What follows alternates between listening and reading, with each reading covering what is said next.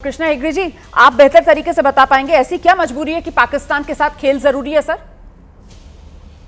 कोई मजबूरी नहीं है। देखिए, 14 सितंबर को मैच है। अभी तक काफी वक्त बाकी है। भारत सरकार और बीसीसीआई निर्णय लेगी मैच होना चाहिए कि नहीं होना चाहिए। लेकिन मैं कहना चाहता हूं कि जो पहलगाम का हमला था, हमने उनको करारी जवाब दे दिया है। अभी जो अलग स्पोर्ट्स खेले जा रहे हैं पाकिस्तान के साथ और दूसरे देशों के साथ, और मैं कहना चाहता हूं कि जो क्रिकेट मैच है 14 सितंबर को, वो भारत में नहीं, वो यूएई में हो रहा है। तो तब तक भारत सरकार हो या बीसीसीआई हो अपनी निर्णय लेगी। अच्छा, तो मतलब बिना बीसीसीआई से पूछे जो एशिया क्रिकेट काउंसिल है उसकी इतनी हिम्मत हो गई कि उसने बाकायदा पूरा का पूरा स्केड्यूल अनाउंस कर दिया, आप ये कह रहे हैं? और ये जो सर आप यहाँ पर अभी लोगों को जानकारी दे रहे हैं ना कि साहब भारत में नहीं होगा ये मैच, मैं दर्शकों को बताना चाहती हूँ कि मेजबान हिंदुस्तान है और पाकिस्तान यहाँ आ नहीं रहा है, इस वजह से यूएई में मैचेस कराए जा रहे हैं। और ये बिल्कुल उसी तर्ज पर हो रहा है सर जैसे चैंपियंस ट्रॉफी में हुआ था ना कि हमने कहा था हम पाकिस्तान नहीं जाएंगे, तो फिर हमारे मैचेस जो है वो शिफ्ट कर दिए गए थे। मतलब बिल्कुल ऐसा लग रहा है सर कि ये खेल के चक्कर में हिंदुस्तान और पाकिस्तान बराबरी पर लाकर खड़ा कर दिया। कृष्णा हेगड़े, इसका कोई जस्टिफिकेशन हो सकता है सर? देखिए, शिवसेना बहुत ही सीरियस है कि जो भी पाकिस्तानी आर्टिस्ट या क्रिकेटर भारत में आए तो उनका प्रोत्साहन नहीं होना चाहिए। उसके हम खड़ी विरोध करते हैं। पहले भी हमने मैच रुकाई थी, पिच हमने खोदा था, और हिंदुस्तान और पाकिस्तान का जो मैच है हमने होने नहीं दिया। ये मैच जो है ये यूएई में खेला जा रहा है। आप सर दशकों पुरानी बाला साहेब ठाकरे के जमाने की बात यहां पर रख रहे हैं। तब से अब तक राजनीति का मिजाज भी बदल चुका है सर, साथी भी किस तरीके से सियासी समीकरणों की तरह बदले हैं और कैसे सत्ता जो है उसके लिए जो समझौते हुए हैं वो भी देश देख चुका है। इसीलिए मैं ये सवाल लेकर आई हूं सर, पहलगाम और पहलगाम के जख्म, और ऐसे में सर पहलगाम के इन जख्म में सर देश बड़ा है या क्रिकेट बड़ा है? सबकी बोलती क्यों बंद है सर? जैसे ये अनाउंसमेंट हुआ फौरन इसको लेकर सड़क पर उतरकर विरोध क्यों नहीं दर्ज कराया? कृष्णा हेगड़े जी, कहां गए तेवर? आपका आवाज मुझे क्लियरली नहीं आ रहा है, लेकिन रोमाना जी, इसमें कोई समझौता नहीं है।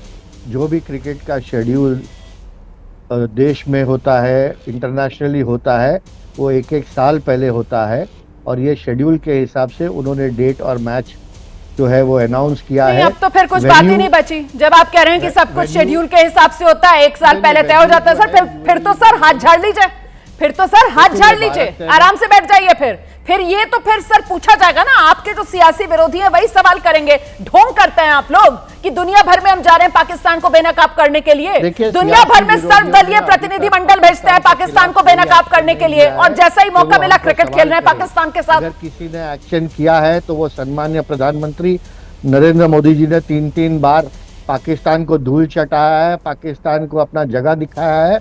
और मैं कहना चाहता हूं कि जब कांग्रेस का राज था तभी भी ऐसे कुछ आतंकवादी गतिविधियां, मुंबई बॉम्ब ब्लास्ट हो या ट्रेन ब्लास्ट हो, बहुत सारे आतंकवादी गतिविधियां पाकिस्तान ने की है, लेकिन कांग्रेस उनको कोई जवाब नहीं दे पाई। इसके लिए कांग्रेस के नेता इसके ऊपर न बोले तो ही ठीक रहेगा। नहीं सर, कांग्रेस तो अभी बोल ही नहीं रही है सर। मैं रुमाना इसार खान, हिंदुस्तानी, इंडियन, ये तो एक भारतीय के नाते मैं आपसे सवाल पूछ रही हूँ सर। जाती हूँ कांग्रेस के पास भी दर्शकों को लेकर सर।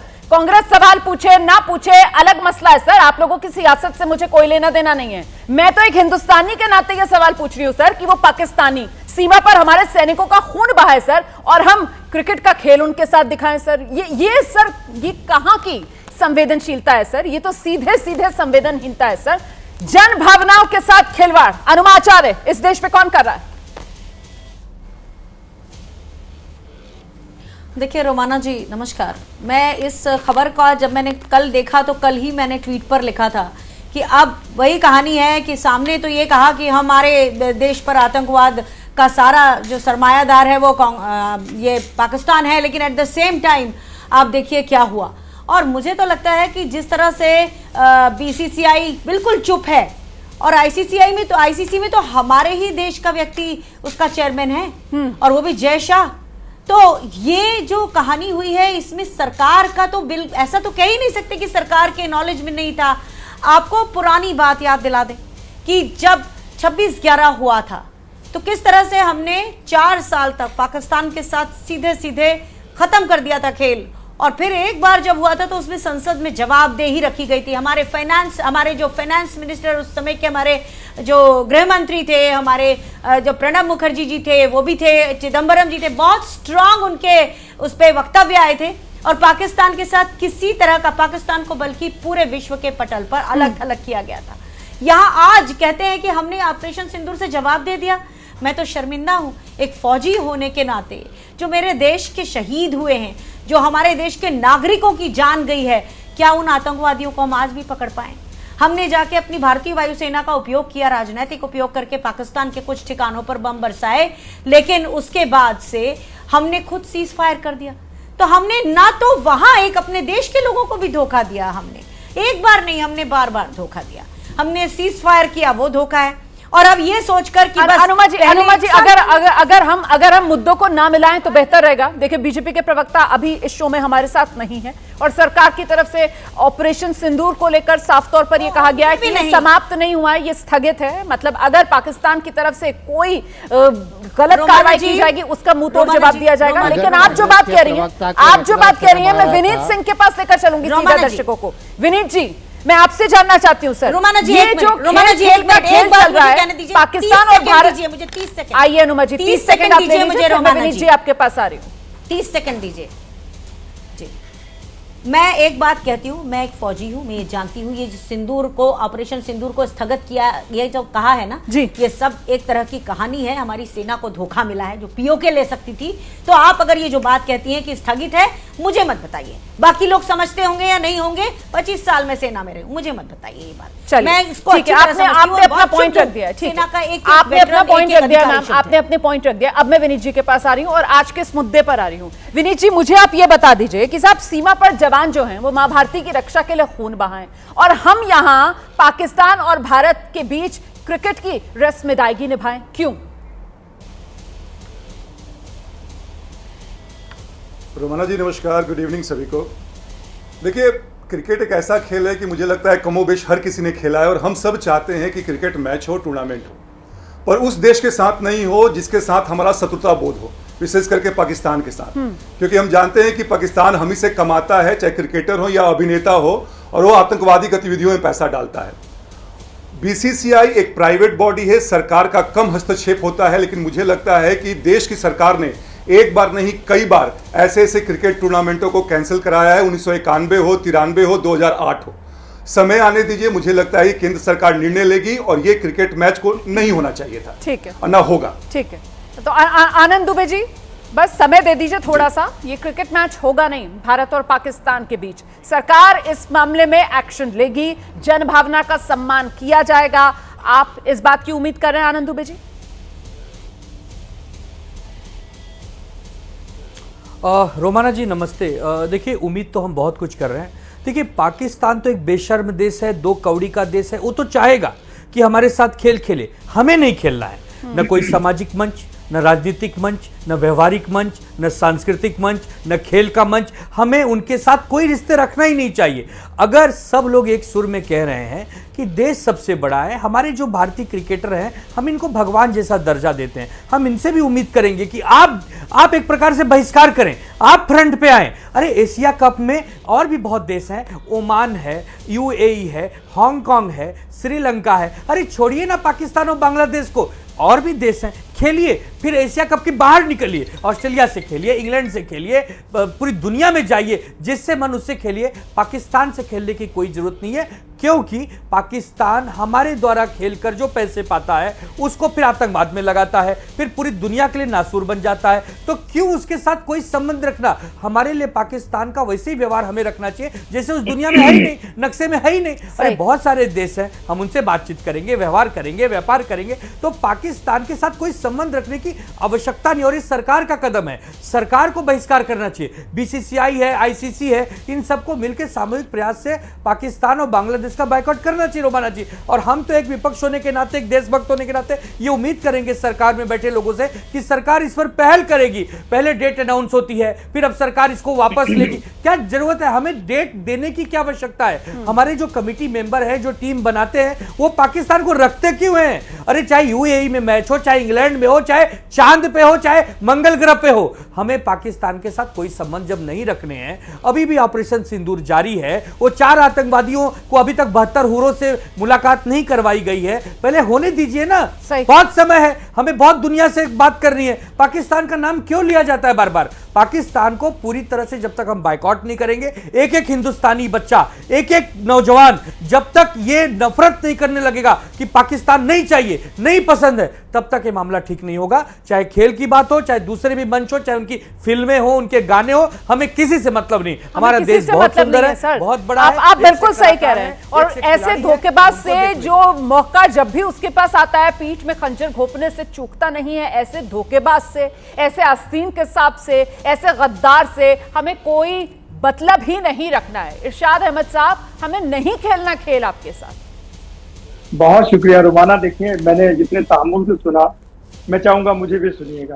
पहले तो मैं सलाम पेश करता हूँ अपने मोहसिन नकवी साहब को, सलूट करता हूँ आपके चैनल पे कि उन्होंने तमाम साजिशें हिंदुस्तान की जो कि क्रिकेट के खिलाफ थी, जो कि एशिया कप के खिलाफ थी, उनको सबको नीस्तो नाबूद किया और आपको आपकी औकात दिखा दी कि आप लोग एशिया कप को मनसूख नहीं करवा सके और आप खुद से मजबूर हुए कि उस कॉन्फ्रेंस में आप जूम मीटिंग के थ्रू शामिल हुए। एक बात तो ये है। दूसरी बात यह है, आप अपनी हुकूमत को कह रहे हैं, देखिए मैं ये कहूंगा कि खिलाड़ी सफीर होता है किसी भी मुल्क का, किसी भी स्टेज पे, किसी भी मंच पे जब वो खेलता है तो वो सफीर की हैसियत से होता है। आप उसे दहशतगर्दी में मत गिरदानिए।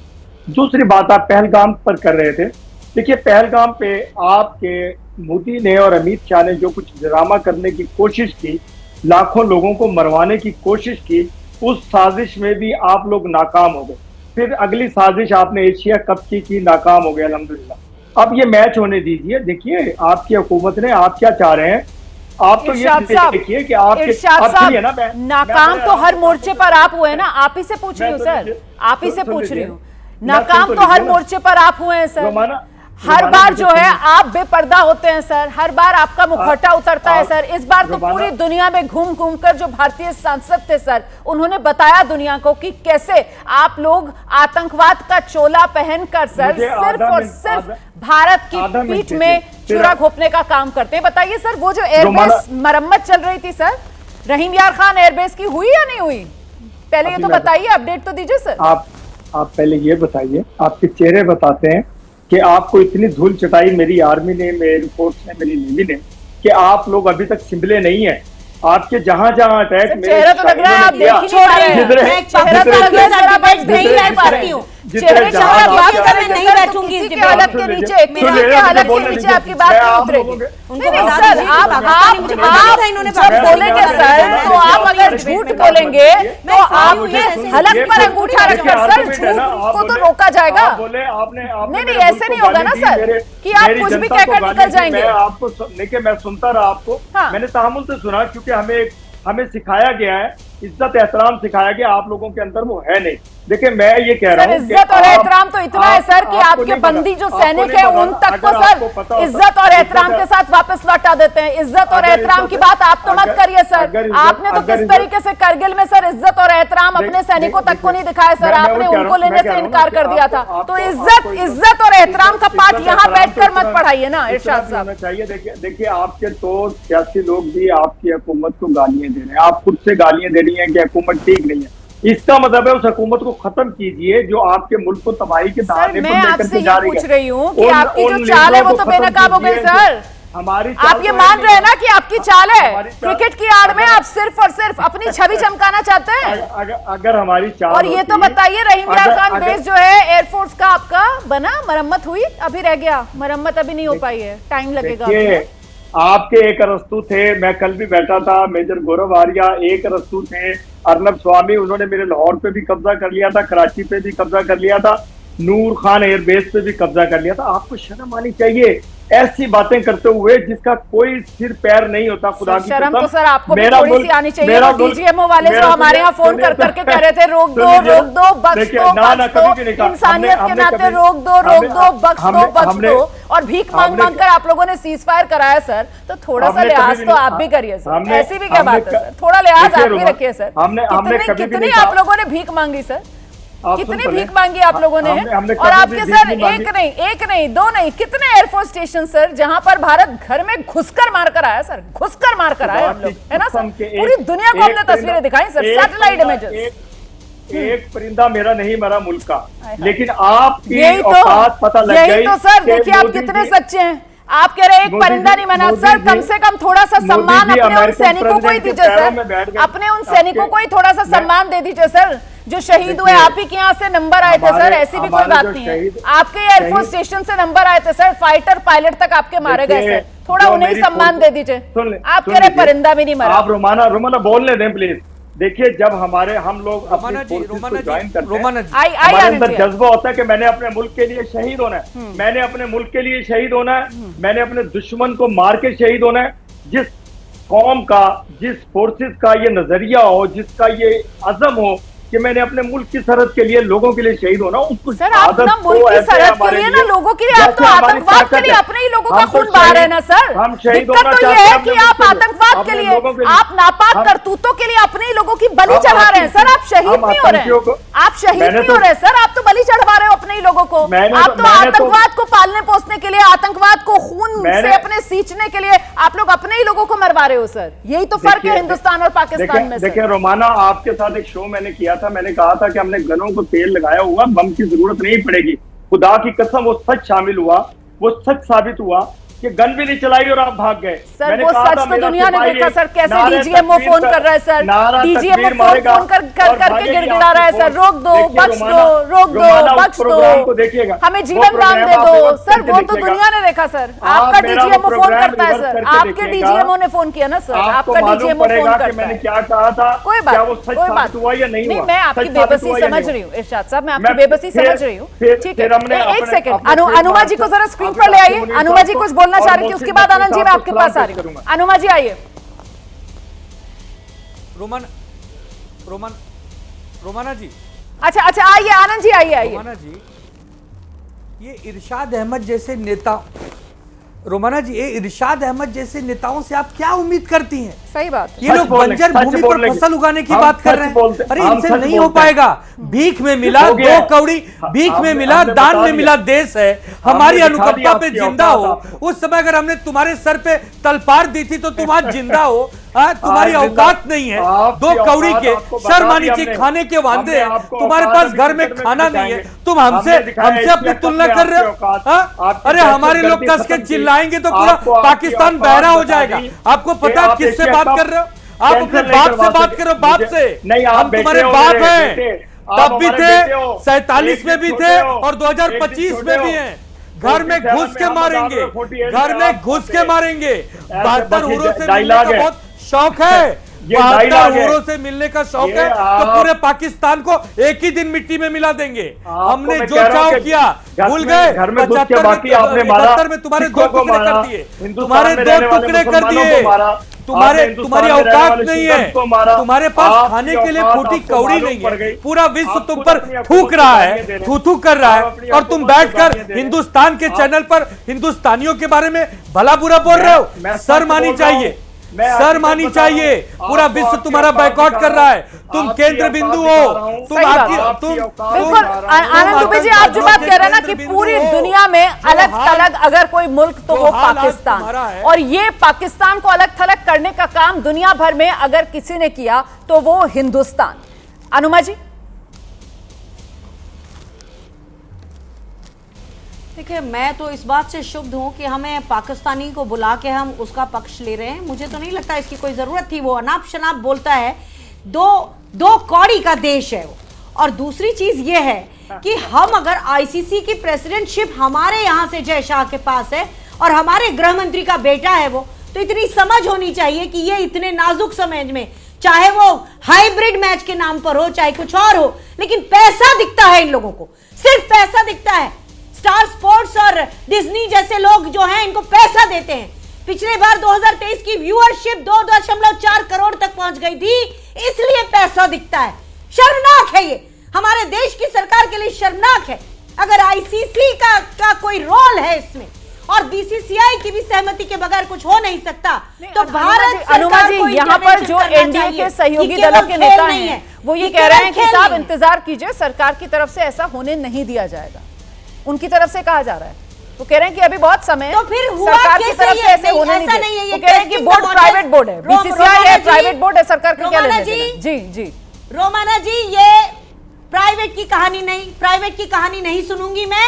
आप और हम सब जानते हैं ये सरकार पहले वो जिस तरह से पहले परखती है कि इसका किस तरह से विरोध होगा। अगर ज्यादा विरोध नहीं होगा तो चालू रहने दो, और विरोध होगा तो ये पैंतरा पलट दो कि नहीं ये सरकार नहीं होने देगी। क्या तमाशा हो रहा है ये? सब लोग, देश के लोग समझदार हैं, देश को बार बार धोखा नहीं दे सकते। हमारी सेना पाकिस्तान ऑक्युपाइड कश्मीर ले सकती थी, लेकिन सीज फायर करवाया, सिंदूर का सौदा किया, और अब क्रिकेट में भी पैसे की बात है। तो इतना पैसे के प्रति इस सरकार को मोह है, इसीलिए आईसीसी और बीसीसीआई बिल्कुल चुप हो गए, कुछ नहीं कर रहे हैं, और एसीसी जो है अपनी मर्जी चला रहा है। बीजेपी की तरफ ये से कोई खबर मेहमान ही आज नहीं के आनी शो थी, में हमारे साथ खबर नहीं के है। आने के पहले रोकना था। ठीक है, ठीक है। मैं ब्रिगेडियर विनोद वो दत्ता का होगा रुख कर भी रही हूँ, नहीं, रक्षा शर्मिंदगी विशेषज्ञ का हैं, इस बायस वक्त है, हमारे होगा साथ भी मौजूद नहीं। हैं। सरकार की ब्रिगेडियर तरफ से कोई दत्ता, हो भी नहीं सकता ठीक है, था आज। ब्रिगेडियर दत्ता, मैं आपसे ये समझना चाहती हूँ सर कि अगर पाकिस्तान के साथ व्यापार, संस्कृति, पर्यटन सब बंद, तो फिर ये खेल को लेकर सहमति ये क्यों है सर? हाँ, बिल्कुल आपने ठीक कहा, क्योंकि अगर हमने सारे अपने जो कम्युनिकेशंस हैं, जो राबिता है, सारे अपने चाहे वो कल्चरल हों या सियासी हमारे जो एक्टिविटीज़ हैं वो सब सस्पेंड कर रखे हैं, तो मैं कोई वजह नहीं समझता कि हमें क्यों क्रिकेट का सहारा लेना पड़े और हमें क्यों पाकिस्तान के साथ खेलना चाहिए। हमें इसका बहिष्कार करना चाहिए। भारत एक बहुत बेहतरीन टीम है, वर्ल्ड क्लास टीम है, और हमारे पास